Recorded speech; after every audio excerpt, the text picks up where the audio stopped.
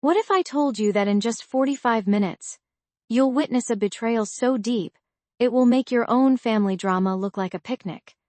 You'll discover how a simple request, made by the very people I loved and trusted most, twisted into a relentless obsession for justice, forever changing the course of my life.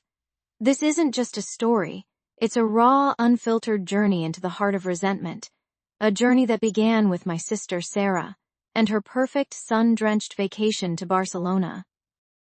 My name is Amelia, and for years I was the dependable one, the quiet sister, always there to pick up the pieces. When Sarah called, her voice dripping with the kind of casual entitlement only a younger sibling can master, I didn't hesitate.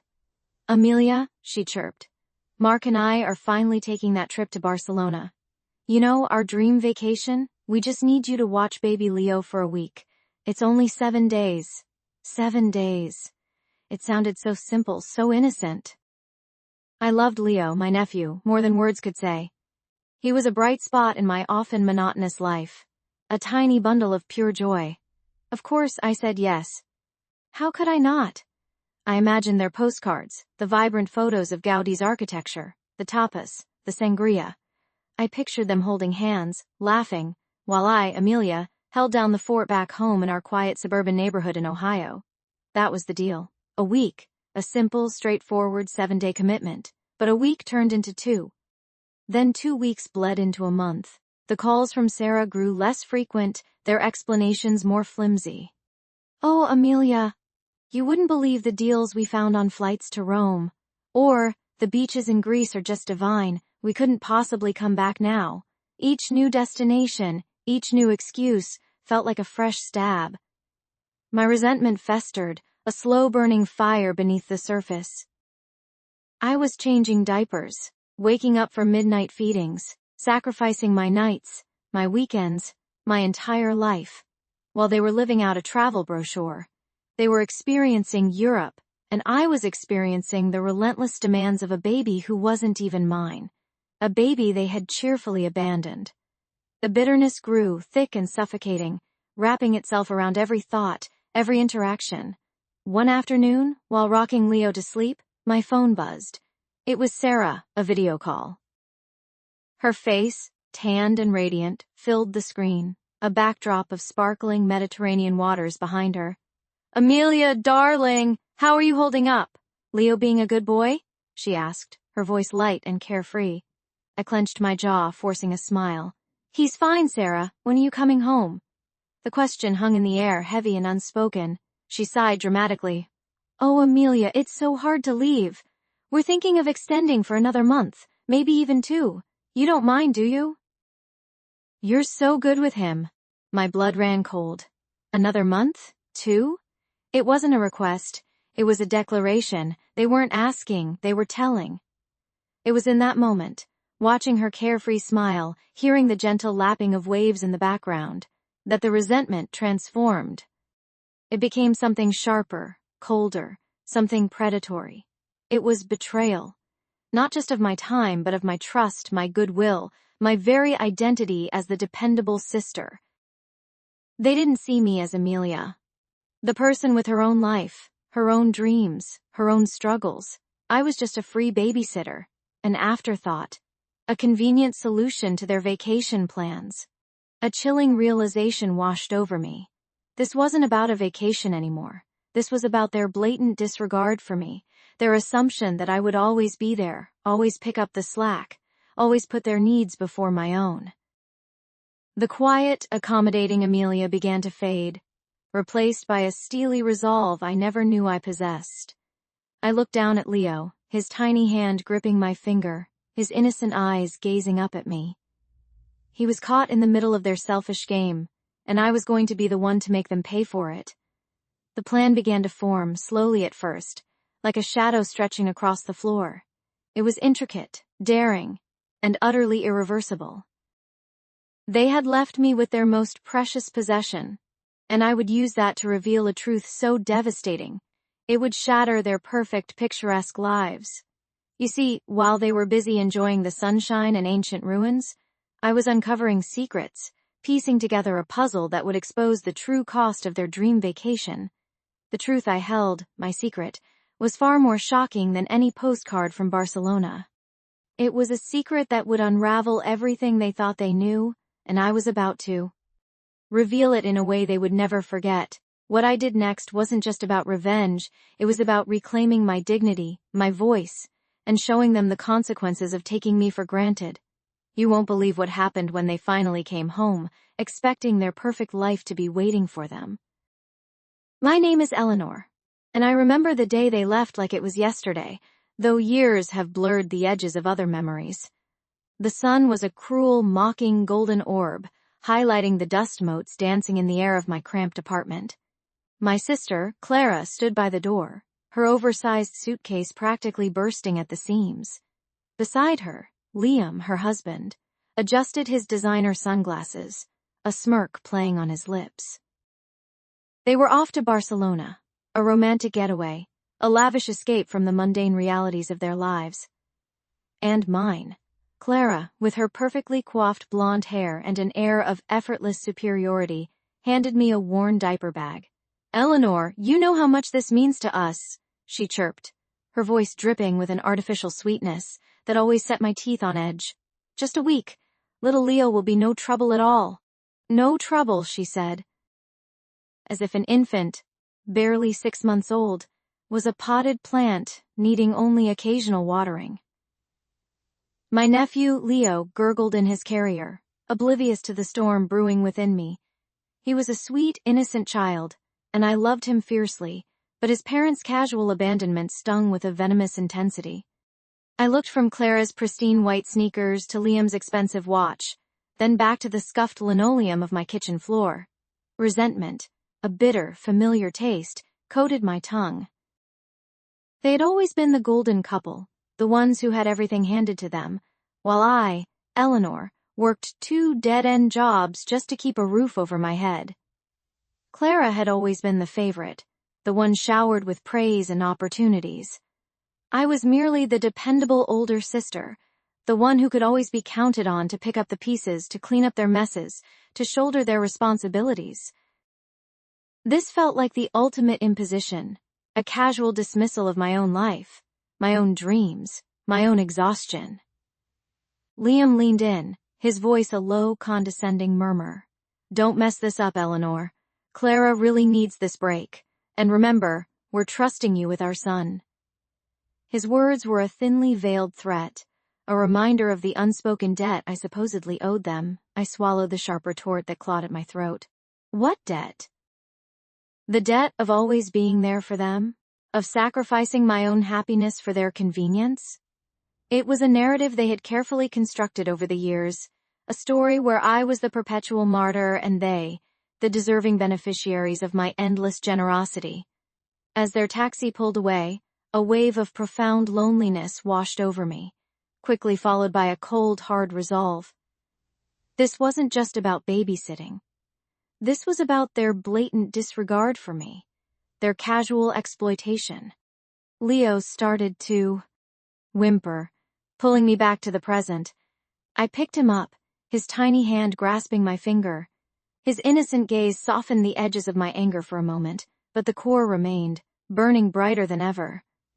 This was the moment I realized that something inside me snapped. The years of quiet resentment, of swallowing my pride, of playing the supportive sister, they all coalesced into a single, potent emotion, a desire for something more than just survival. A desire for balance, for reckoning. My apartment, usually a sanctuary of quiet solitude after a long day, now felt like a cage. Every cry from Leo, every diaper change, every feeding, was a stark reminder of their carefree existence in a foreign city. I imagined Clara sipping sangria on a sun-drenched terrace, laughing with Liam, completely unburdened. The thought twisted my gut. I started meticulously documenting everything, the exact times of Leo's feedings, his naps, his diaper changes. Not just for their information, but for me. It was a tangible record of my sacrifice, a silent accusation. One evening, as Leo finally drifted off to sleep in his makeshift crib in my living room, I found myself staring at my reflection in the darkened window.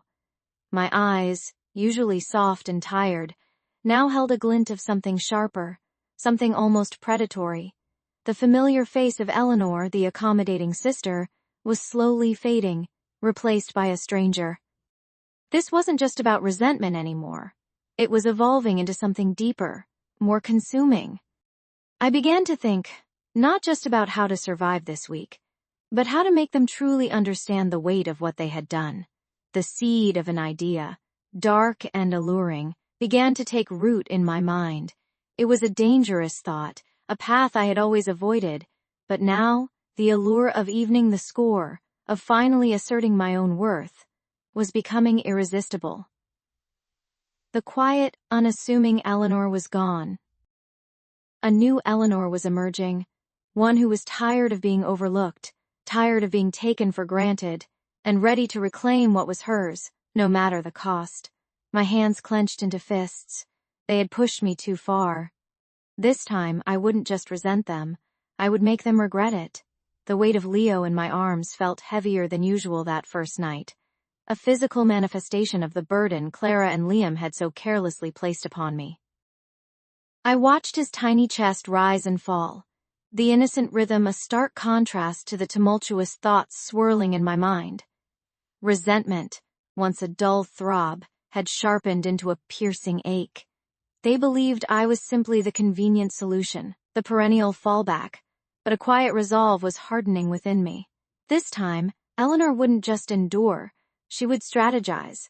My apartment, usually a sanctuary from the chaos of my 2 part-time jobs, now felt like a prison. Every gurgle, every cry, every midnight feeding reinforced their casual dismissal of my life.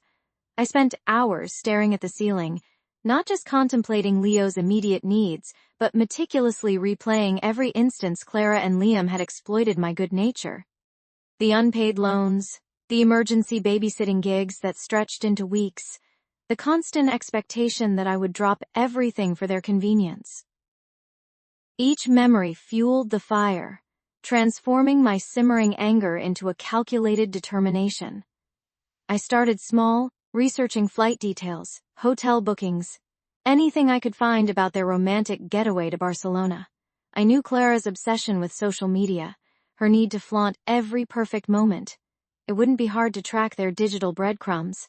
One evening, as Leo finally drifted off to sleep, a notification popped up on my phone. A post from Clara. A perfectly filtered photo of her and Liam clinking champagne glasses against the backdrop of Park Güell. The caption read, "Living our best life, so grateful for this much-needed break." My blood ran cold. The sheer audacity, the blatant disregard for my sacrifice, was a slap in the face. It wasn't just about the baby anymore. It was about their utter lack of empathy, their complete inability to see me as anything more than a utility. A new, more insidious emotion began to take root: betrayal. They weren't just imposing on me. They were actively enjoying my imposition, reveling in the freedom my forced labor provided.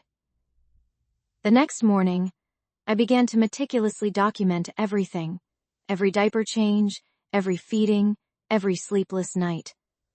I started a journal, not just of Leo's schedule, but of my own growing exhaustion, my missed shifts, the opportunities I was forced to decline. I took photos of the mounting pile of laundry, the overflowing diaper pail, the dark circles under my eyes. This wasn't for sympathy, it was for evidence. This wasn't just about getting even, it was about proving a point, about forcing them to confront the reality of what they had done. I remembered Liam's condescending tone, his warning not to mess this up. Oh, I wouldn't mess it up. I would orchestrate a masterpiece of poetic justice. My phone became an extension of my rage. I scrolled through Clara's perfect vacation photos, each one a fresh jab. There was Clara laughing on a beach, Liam with his arm around her, both of them radiating carefree bliss. My fingers trembled as I typed out a message, then deleted it. Direct confrontation wasn't my style, not anymore. The old Eleanor might have screamed, might have pleaded. This new Eleanor, forged in the fires of their selfishness, understood the power of a slow burn, the devastating impact of a well-placed truth. I knew Clara's deepest fear: public humiliation, anything that tarnished her carefully curated image of perfection. That was the lever I would press. I started discreetly reaching out to mutual acquaintances, not with complaints but with carefully worded updates about Leo. "Oh, he's just adorable, but he's been a little colicky lately. So glad Clara and Liam are getting their rest in Barcelona." Or, "I had to miss my second job interview because Leo had a fever, but Clara said they're having an amazing time." Each comment was designed to plant a seed of doubt, to gently chip away at their flawless facade. I watched, almost clinically, as the subtle shifts began. A cousin asking, "Is everything okay with Leo?" Clara seemed a little vague.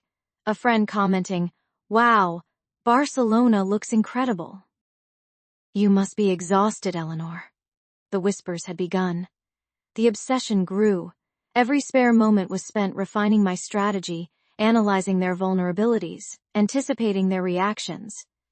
I even started following travel blogs, noting the typical tourist traps, the popular restaurants, anything that might give me an edge. I wanted to know their every move, to feel their carefree abandon, to understand the depth of the bubble they were living in, while I bore the weight of their responsibilities. It wasn't just about Leo anymore. It was about dismantling their entire carefully constructed world, piece by piece. Eleanor was no longer just the babysitter. She was the silent architect of their downfall. And the thought, terrifying as it was, filled me with a chilling sense of purpose. The calm before the storm was almost over. The weeks that followed their departure were a blur of sleepless nights and endless days. Leo, sweet as he was, demanded constant attention, his tiny needs eclipsing everything else in my life. Every diaper change, every feeding, every late-night cry fueled the quiet fire within me. Eleanor, the dependable sister, was slowly being consumed by Eleanor, the woman scorned. I watched Clara and Liam's social media, a morbid fascination taking hold. Pictures of them laughing in front of Sagrada Familia, sipping sangria on a sun-drenched terrace, their faces alight with carefree joy. Each photo was a fresh stab, a reminder of the life they were living while I bore the weight of their responsibilities. It wasn't just about Leo anymore. It was about dismantling their entire carefully constructed world, piece by piece. Eleanor was no longer just the babysitter. She was the silent architect of their downfall. And the thought, terrifying as it was, filled me with a chilling sense of purpose. The calm before the storm was almost over. I began my meticulous planning. My apartment, once a sanctuary, transformed into a war room. Scraps of paper covered in scribbled notes, timelines, and legal jargon littered my coffee table. My laptop became an extension of my rage, its screen glowing with research into obscure property laws, financial regulations, and even family court precedents. I devoured articles on corporate malfeasance, on how wealth could be discreetly transferred, on the loopholes that the privileged so expertly exploited. My days were a grueling cycle: care for Leo, work my 2 jobs, then dive back into the labyrinth of my revenge. Sleep became a luxury I couldn't afford, my mind buzzing with possibilities, each one more audacious than the last.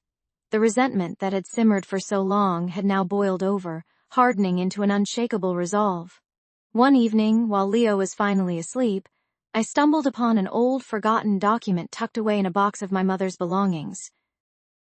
It was a faded deed, meticulously detailing the ownership of the small, picturesque lake house where Clara and I had spent our childhood summers.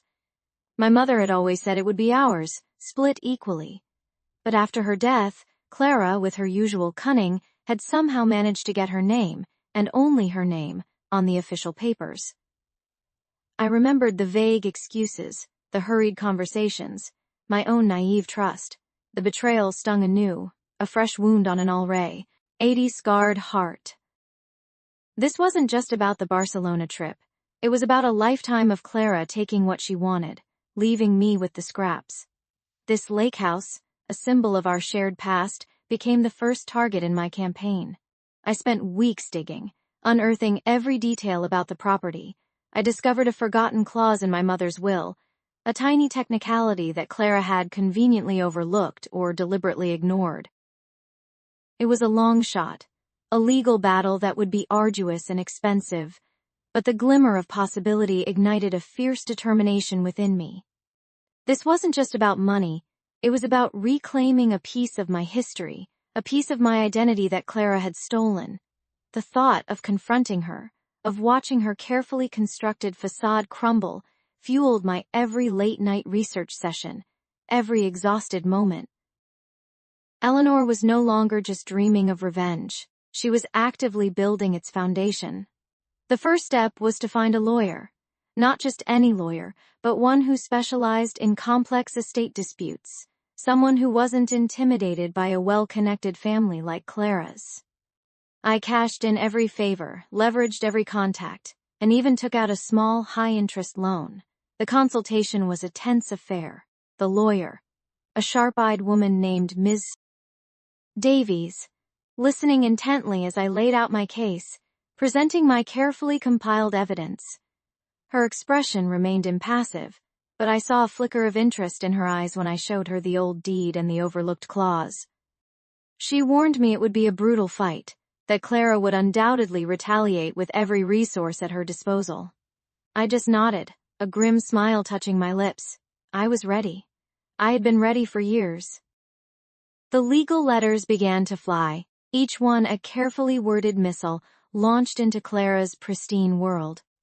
I imagined her reaction, the shock, the disbelief, the dawning realization that her long-held secret was out. My heart pounded with a mixture of fear and exhilaration. This was it, the first salvo. There was no turning back now. Leo, blissfully unaware, gurgled in his playpen, his innocent presence a stark contrast to the storm I was unleashing. I knew this would get ugly, that Clara wouldn't go down without a fight. But I was no longer the docile Eleanor, easily manipulated and dismissed. This time, I was playing for keeps. The game had begun, and I intended to win.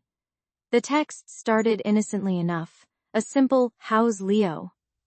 from Clara, followed by a picture of her sipping a colorful cocktail by a shimmering pool. I responded with a carefully curated image of Leo, smiling, but strategically positioned so the background hinted at a less-than-perfect environment.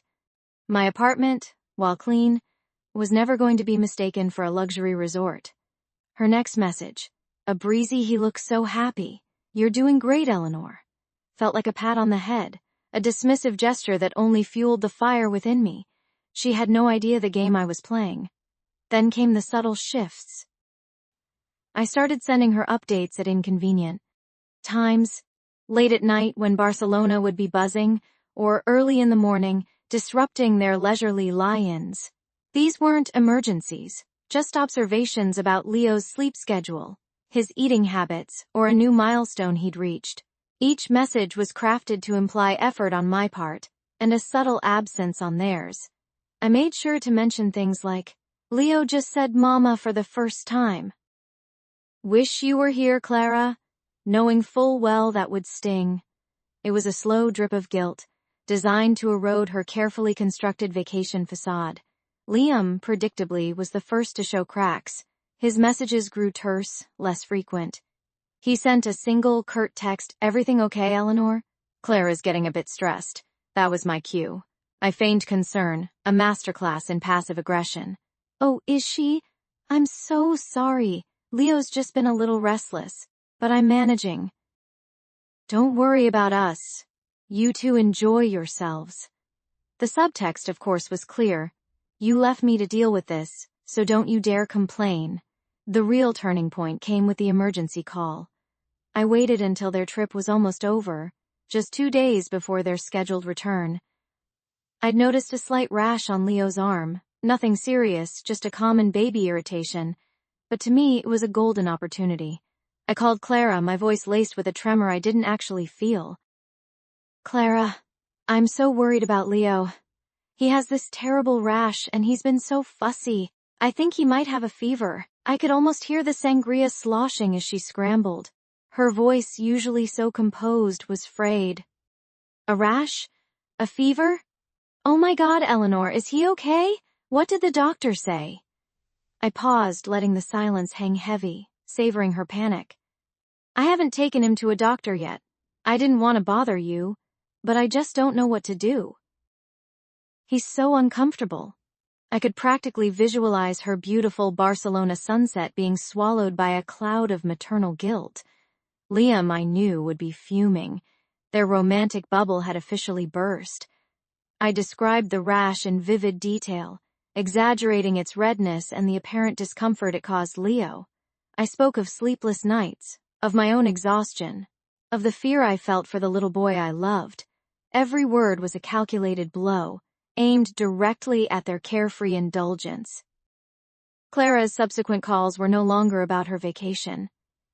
They were frantic, filled with questions about Leo's well-being, demands for updates, and an underlying tone of growing exasperation.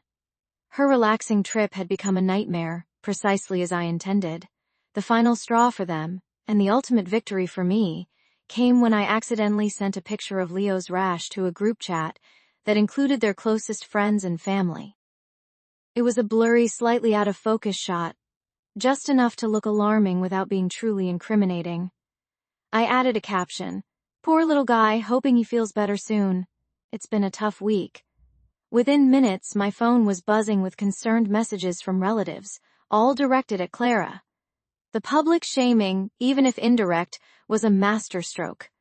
Clara called me, her voice trembling with barely suppressed fury. "Eleanor, what was that picture? Everyone's calling me." "They think something terrible has happened to Leo." I played the innocent hurt party. "Oh my goodness, Clara, I am so sorry. I meant to send that to you privately. I'm just so tired and worried my mind isn't working straight. I didn't mean to cause any trouble." The lie rolled off my tongue with practiced ease. She was trapped. She couldn't admit her negligence without implicating herself. And she couldn't dismiss my worry without looking like an uncaring mother. The next morning, I received a text from Liam. "We're coming home early. Our flight lands at 3 p.m. tomorrow. No pleasantries, no apologies, just a blunt statement of their defeat." The game was almost over, and I had won the first round decisively. The sweet taste of victory, however, was tinged with a familiar bitterness. This wasn't just about winning a petty battle. It was about laying the groundwork for something far more significant. Their early return, their ruined vacation, was merely the opening act. The true performance, the one I had been meticulously planning, was about to begin. The stage was set, the audience unknowingly gathered. I watched Clara and Liam from across the meticulously arranged living room, their faces still etched with the residual irritation of their prematurely ended vacation. They were oblivious, of course, to the true nature of the drama about to unfold. My heart hammered a frantic rhythm against my ribs, a drum solo announcing the main event. This wasn't just about making them uncomfortable. This was about dismantling their carefully constructed world, piece by excruciating piece. A nervous energy crackled in the air, a silent tension only I seemed to perceive. Liam, ever the showman, cleared his throat, ready to launch into another embellished tale of their terrible journey back. I cut him off, my voice clear and steady, a stark contrast to the tremor I felt deep inside. "Before we get to your travel woes, there's something important I need to share." Clara's eyes narrowed, a flicker of suspicion crossing her features. She always hated when the spotlight wasn't on her. I reached for my phone, my fingers steady despite the internal tremor. The video I had prepared, a montage of their most egregious comments, their most condescending remarks, their most blatant dismissals of my existence, was ready. Each clip was carefully chosen, a surgical strike aimed at the fragile foundations of their self-importance. The first clip played Clara, complaining about my lack of ambition while I juggled 2 jobs to support myself. Then Liam, casually suggesting I find a nice man to take care of me instead of pursuing my own dreams. The snippets were short, sharp, and undeniable. Their faces, initially confused, began to contort. Clara's perfectly manicured hand flew to her mouth, her eyes wide with a dawning horror. Liam's smirk vanished, replaced by a pallid mask of disbelief. The background hum of polite conversation in the room died down, replaced by an uncomfortable silence as others, drawn by the sudden shift in atmosphere, began to pay attention. I saw a few of our relatives, people who had always admired Clara and Liam, exchange uneasy glances. Then came the audio recordings. Weeks of covertly captured conversations, moments where they openly mocked my struggles, ridiculed my choices, and gloated about their own perceived superiority. The sound of Clara's high-pitched laughter, discussing how convenient it was to have me around to handle things, echoed through the room. Liam's voice, dripping with disdain, dismissing my pleas for help as just Eleanor being dramatic. Each word was a dagger, not just for them, but for the carefully constructed image they presented to the world. Eleanor was tired of being their doormat. The air grew thick with unspoken accusations. Clara, her face now blotchy and red, stammered, "Eleanor, what is this? You're making a scene." Her voice was laced with a desperate plea for normalcy, for the facade to hold. But it was crumbling, piece by piece, under the weight of their own words. I met her gaze, my own eyes cold and unwavering. This, Clara, is the truth. The truth you've carefully hidden behind your perfect Instagram posts and your curated life. Liam, ever the aggressor, surged forward, his face contorted in a mask of rage. "You little sneak! How dare you record us?" He reached for my phone, but I was quicker, stepping back, my hand firmly clasped around it. "How dare you treat me like a disposable convenience? How dare you abandon your child and expect me to clean up your mess, all while you jet-set across Europe?" My voice, though still calm, carried a steel edge that silenced him. Then came the final, devastating blow. A clip of Clara on the phone with a friend discussing Leo. Not with love or concern, but with thinly veiled annoyance about how he cramped her style and how Eleanor was a godsend for taking him off air hands. The words hung in the air, a poisonous vapor. My nephew, Leo, was a pawn in their game, a burden they were eager to shed. The gasp that went through the room was palpable. Aunt Carol, who had always been a staunch defender of Clara, looked utterly mortified. Uncle Ben, usually jovial, had a thunderous expression.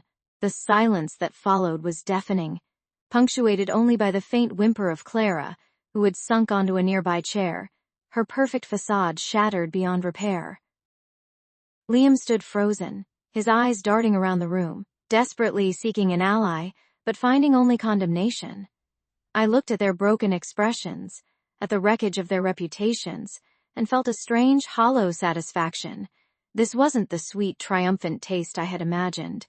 It was bittersweet, laced with the lingering pain of all the years they had taken advantage of me. Eleanor had finally spoken her truth, but the cost was immense. The room was a tableau of shattered illusions, and I, Eleanor, was at its center, the architect of its destruction. The performance was over, and the consequences for all of us were just beginning to unfold. The silence after my revelation was deafening, a thick, suffocating blanket that pressed down on everyone in the room. Clara's face, usually so composed and calculating, was a mask of disbelief, then a slow, dawning horror. Liam, ever the opportunist, looked from her to me, his eyes narrowing as he processed the implications. This wasn't just about me anymore, it was about their carefully constructed facade, crumbling before their very eyes. A small, almost imperceptible tremor ran through Clara's hand as she reached for Liam, but he pulled away, his gaze fixed on me. "What is she talking about, Clara?" he demanded, his voice low and dangerous. The air crackled with a tension far thicker than anything I had anticipated.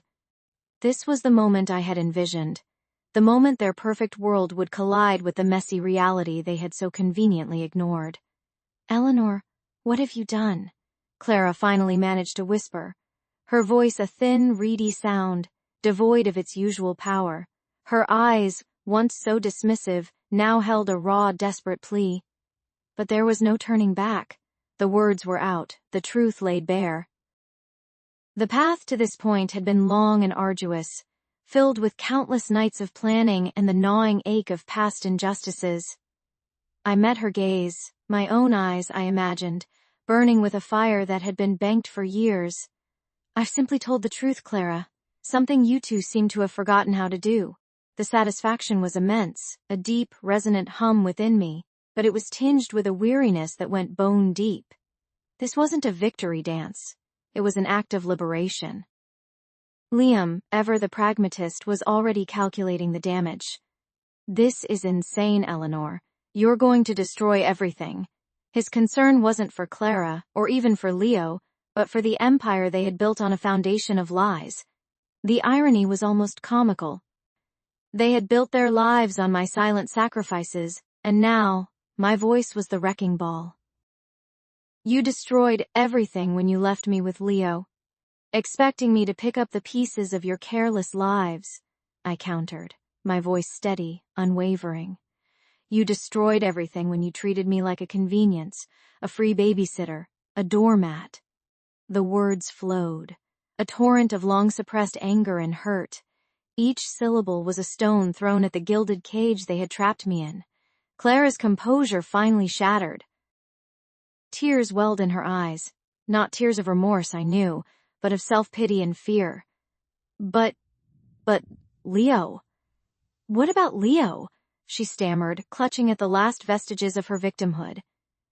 It was always about how things affected her, never about the ripple effect of her actions on others. "Leo is my nephew, and he will always be loved," I stated, my voice softening slightly, but my resolve remained firm. "The difference is, now he'll know the truth about who truly cares for him, and who only cares about their image." This wasn't about harming Leo, it was about protecting him from the very people who claim to love him most.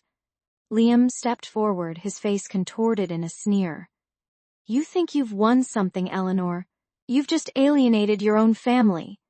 He tried to project power, but I saw the fear in his eyes, the frantic calculation of a man whose carefully constructed world was teetering. "Family isn't just about blood, Liam," I said, a bitter laugh escaping my lips. "It's about respect, about loyalty, about showing up for each other, things you two know nothing about." The years of quiet resentment had finally found their voice, and it was a powerful one. The ensuing weeks were a whirlwind of legal battles and public scrutiny. My story, once whispered in the shadows, was now front-page news. Clara and Liam's carefully curated image crumbled under the weight of the truth. Their sponsors dropped them, their social circle ostracized them, and their lavish lifestyle began to unravel. The public, it seemed, had a surprising appetite for justice, especially when it involved a long-suffering sister and a neglectful, self-absorbed couple. I watched it all unfold with a strange sense of detachment. The initial rush of vindication had faded, replaced by a quiet, almost melancholic understanding. The revenge I had craved for so long, the justice I had meticulously engineered, had come at a cost. It wasn't the sweet, triumphant victory I had once imagined. It was bittersweet, a poignant reminder of the years lost, the relationships fractured beyond repair. Leo, innocent throughout it all, was now my priority. I had secured full guardianship, a small victory in the grand scheme of things, but the most important one. He was thriving, his laughter a balm to my weary soul. He would grow up knowing he was loved unconditionally, not as a prop in someone else's perfect life, but as a cherished individual. My own life, once a monotonous cycle of work and obligation, was slowly beginning to transform. The weight of their expectations, the burden of their selfishness, had been lifted. I was no longer Eleanor, the dependable older sister, the one who could always be counted on.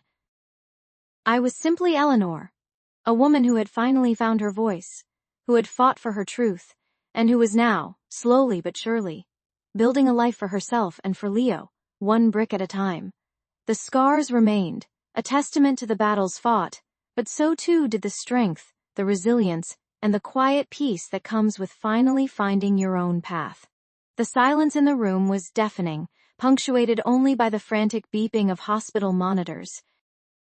My sister Sarah lay there, a pale shadow of her former self, the vibrant energy that once defined her now replaced by a fragile stillness. Across the room, David, her husband, stared blankly at the wall, his usual bluster deflated into a quiet despair. The doctor's words echoed in my mind, a cruel twist of fate, the rare complication from her recent surgery, the one she'd had right after returning from their luxurious Barcelona trip, had taken a devastating toll. Her recovery, if it came at all, would be long and arduous, requiring constant care. A cold, hard knot tightened in my stomach. This was it, the moment I had both dreaded and, in some twisted corner of my mind, yearned for. The universe, it seemed, had a darkly poetic sense of humor. They had left me to care for their baby, Leo, while they frolicked in Spain, oblivious to the sacrifices I was making. Now the roles were reversed, but with a far more profound consequence. I watched David's shoulders slump further. A man utterly broken. He looked up, his eyes meeting mine, brimming with a desperate plea. "Eleanor," he rasped, his voice hoarse, "we need you. We can't do this without you." "Leo, he needs his aunt." The words, so familiar in their dependence, felt like a bitter mockery. He didn't know the secret I carried, the truth that had festered within me for months. He didn't know about the life insurance policy, the one Sarah had taken out just before their trip, naming me as the sole beneficiary, a policy I had accidentally stumbled upon, tucked away in her old college papers. A shiver ran down my spine, not of fear, but of a strange, chilling power. I had nursed Leo through countless sleepless nights, changed endless diapers, and sacrificed my own dreams for their selfish whims. I had watched their Instagram stories, filled with sun-drenched beaches and gourmet meals, while I navigated the relentless demands of a newborn. The resentment had been a slow burn, but the discovery of that policy had ignited it into an inferno. It wasn't just about the money, it was about the profound injustice of it all. It was about them living their best lives while I was an afterthought, a convenient babysitter. My heart hammered against my ribs, a drumbeat of conflicting emotions. Part of me, the old Eleanor, the loyal sister, wanted to rush to their side, to offer comfort and reassurance.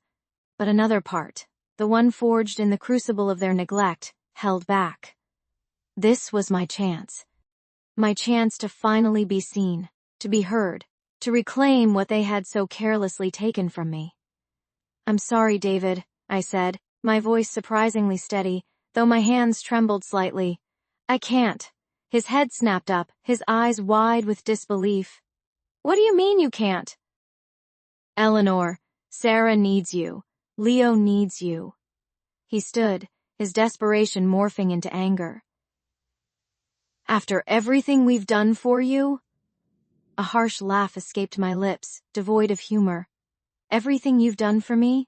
You left your infant son with me for 2 weeks, David, while you went on a luxury vacation. You never once considered how that would impact my life, my job, my future. You just expected me to drop everything. As always." I took a deep breath, the truth bubbling to the surface. "And while you were sipping sangria, I was here, wondering why Sarah had a life insurance policy naming me as the sole beneficiary." The color drained from his face, his jaw hung open, his eyes darting from me to Sarah's still form. The air crackled with unspoken accusations, with the weight of a secret exposed. The justice I had craved was finally here, raw and unflinching. He had no words, only a profound, dawning horror. Walking out of that hospital room, the sterile scent of disinfectant clinging to my clothes, I felt a strange mix of exhilaration and emptiness. The resentment had finally found its voice, the betrayal had been laid bare, and the obsession had culminated in this stark confrontation. I had chosen myself for once. The path ahead was uncertain, filled with the echoes of their shock and the potential fallout. But, for the first time in a long time, I felt a flicker of hope for my own future. A future I would build on my terms, not theirs. The closure was bittersweet, a victory tinged with the sadness of a broken bond. But it was mine.